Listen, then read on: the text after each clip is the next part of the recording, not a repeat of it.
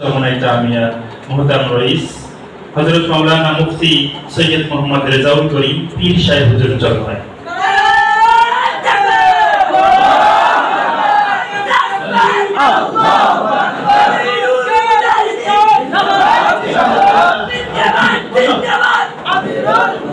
আলহামদুলিল্লাহ ওয়া কাফা ওয়া সালামুন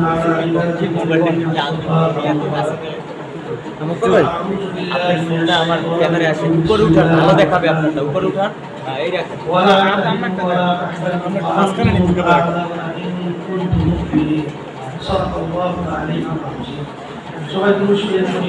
আল্লাহুম্মা সাল্লি আলা সাইয়্যিদিনা ওয়া হাবিবিনা মুহাম্মদ সাল্লাল্লাহু আলাইহি ওয়া আলিহি ওয়া সাহবিহি ওয়া বারাকাতুহু। আকল মানে ইশারা ভাষা নাকি জ্ঞানী হয়, অল্প কথার মাধ্যমে সে পুরো বিষয়টা বুঝতে পারে। আজকে আমরা গর্বিত, আজকে আমরা আনন্দিত। আর দোয়া ও মুখফুল ইবাদত, সমস্ত ইবাদতের মূলই হলো দোয়া। আজকে আমি আমার ভিতরের একটা অনুভূতি তোমাদের কাছে প্রকাশ করছি। আমার একটা ভয় ছিল যে মাহমুদুল্লাহ বিদেশে বিভিন্ন জায়গায় ঘোরাফেরা করছে, ওর আমলের অবস্থানটা কি, হয়তো আমার কর্তব্য দাঁড়িয়ে উপর আসলে, কিন্তু আলহামদুলিল্লাহ ওর দেখার পর আমার শরীরে ঠান্ডা। নাসির ভাই আর এটাও কিভাবে রইল, কিভাবে ঠিক হইল, আমি চিন্তা করি আমার এটা মন থেকে বের হয়েছে।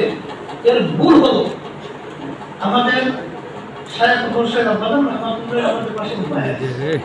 আব্বাদান রহমাতুল্লাহ তার জন্য আন্তরিকভাবে দোয়া করছে।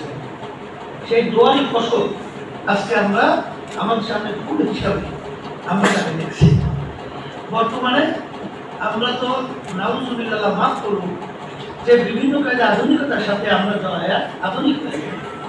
কিন্তু সাহাবায়ে কেরামদের ইতিহাস কি ছিল যে তারা সমাজের পরিবর্তনের কারণে তারা পরিবর্তন হয় নাই, তারা সমাজকে পরিবর্তন ঘটিয়েছে।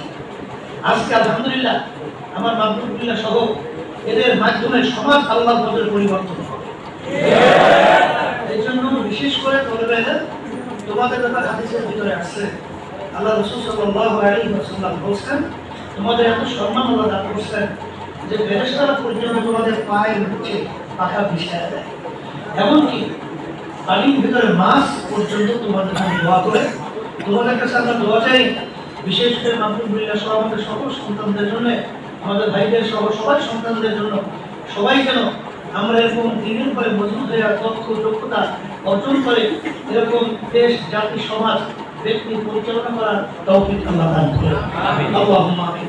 ربنا آتنا في الدنيا حسنة وفي الآخرة حسنة وقنا عذاب النار। আল্লাহ দয়া করে আমার ভাইরা মাহমুদুল্লাহকে আপনি ধীরে ধীরে কবুল করেন।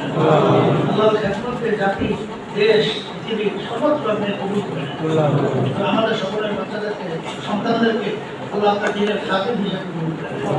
বিশেষ করে আজকে অনুষ্ঠানের ভিতরে আল্লাহ বরকত দান করেন, সর্বদিক থেকে আপনি হেফাজত করেন।